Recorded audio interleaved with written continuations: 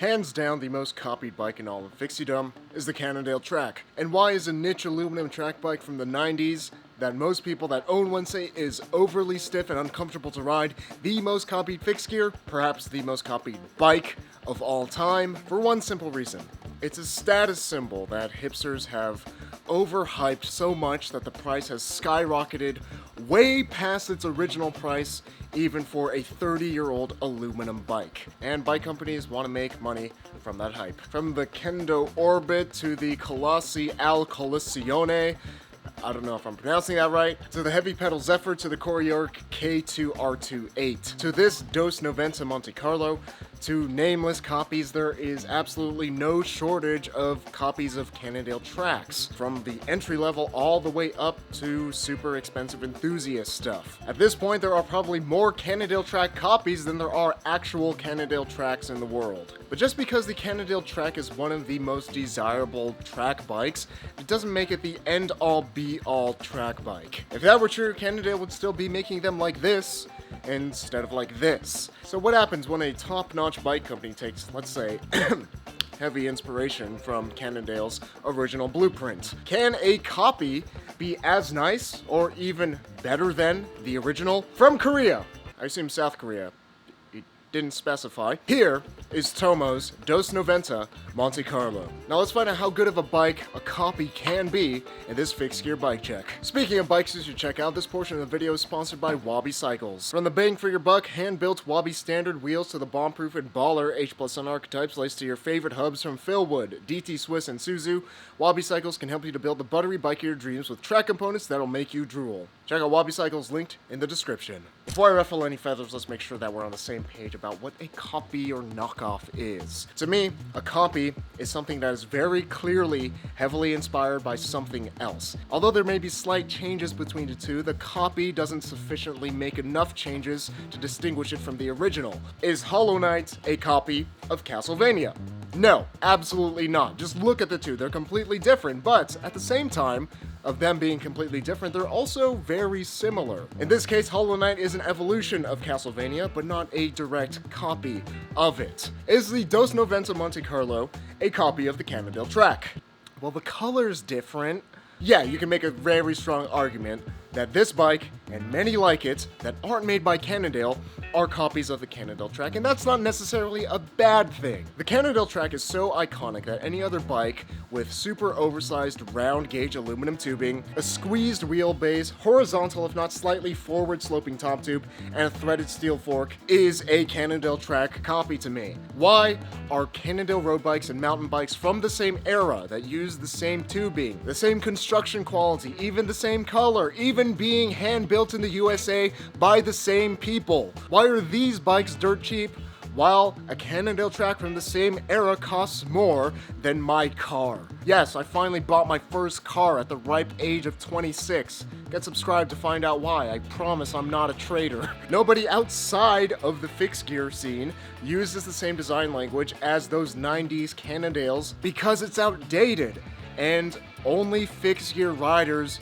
care about a Cannondale from that era. Most of the cycling world has moved on to newer tech that oftentimes makes better bikes. Only fixed gear riders like us that have notoriously rose-tinted glasses of the past would want a bike that pays homage to the legendary 90s Cannondales, because we overhyped their track bike and we made it legendary for ourselves. The Dos Noventa Monte Carlo takes the Cannondale Track recipe and adds its own spice. It has the same oversized aluminum tubing and squeezed wheelbase that makes the original look so sick, and if there's anything about a bike that'll make us fixed gear riders want to buy it, it's a sick looking bike. It keeps the undrilled flat crown threaded steel fork, even if it makes very little sense with today's trends. And yes, the fork is threaded. This particular build just has a threadless adapter on it. And it keeps the undeniable craftsmanship from the seamless joints and the subtle sparkle paint job to make the bike super Instagrammable.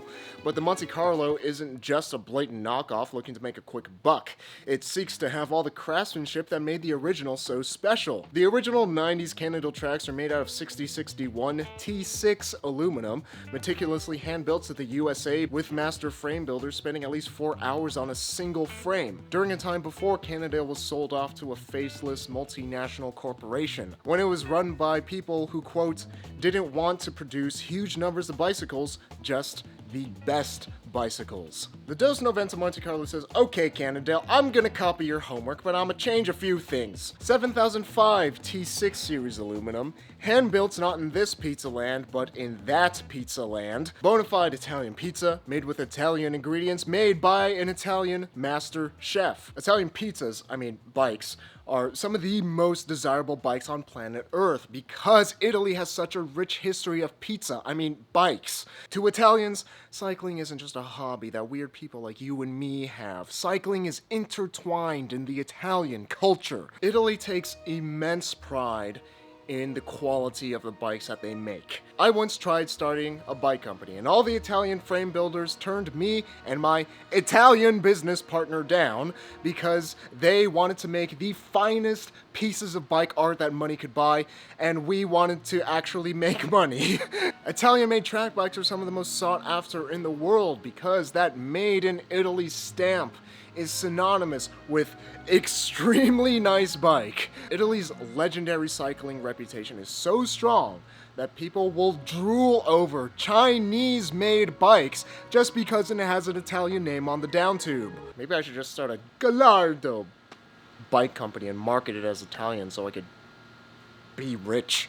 But with the Dos Noventa Monte Carlo, Spanish company, not an Italian company, not that it really matters in this day and age, there are absolutely no quotation marks around this Italian-made track bike, and it shows. Take a closer look, and the joints are just as flawless as the original American-made Cannondale tracks. Not only is the fork undrilled, but the rear brake bridge is left undrilled for maximum fixie points, so there's no chickening out and putting any brakes on this bike. The tubing and country of origin decals are under the clear coat for maximum hype for years to come, and the foreground is engraved with Dos Noventa's I logo. Why they got rid of the I on their newer bikes is beyond me because it looks totally sick and this one still has it. If the Cannondale Track wasn't such a vastly overhyped up bike with the history that the Cannondale of the past was a very different, and a lot of people would argue much better, Cannondale that we have today, the Cannondale Track and the Dos Noventa Monte Carlo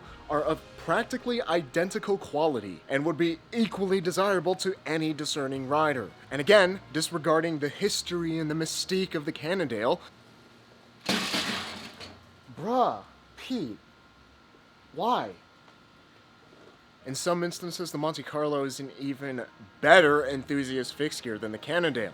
To me, the copy has outdone the original. The frameset is finished off with a stealthy Tonge headset paired with a Nitto quilted threadless stem adapter because apparently people like swapping handlebars without having to unwrap your bars.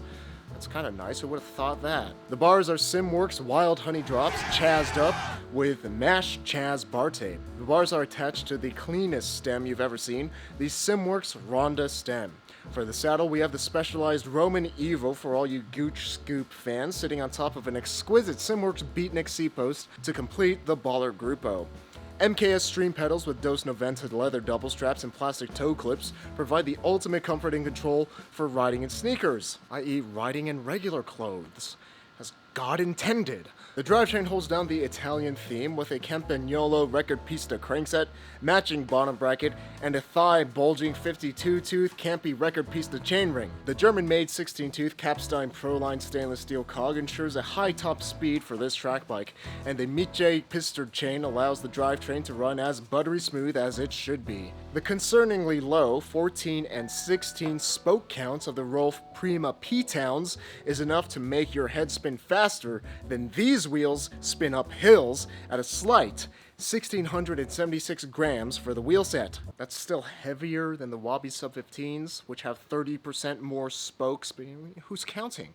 WabiCycles.com, that's who. Velotto Root tires in 25C wrap around the wheels, presumably because they have an Italian-sounding name. I have literally never heard of these tires until now. Yes, the Cannondale Track is a nice bike, but is it $2,500 and plus for a 30-year-old aluminum frame set nice? Not if you're good with money. Pete, Although the Dos Noventa Monte Carlo doesn't have the magic of the history that makes the Cannondale Track command such an eye-watering price, if you take a look at the bike for what it is rather than what it represents, the Monte Carlo is just as nice and arguably a nicer bike than the original.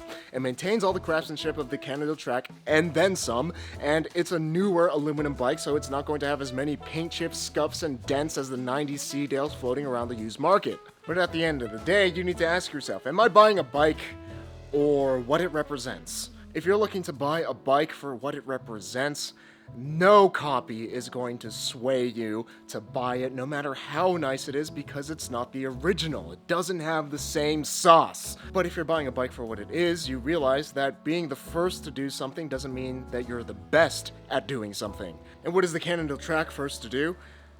Super big aluminum tubes that are now overly stiff and kind of outdated.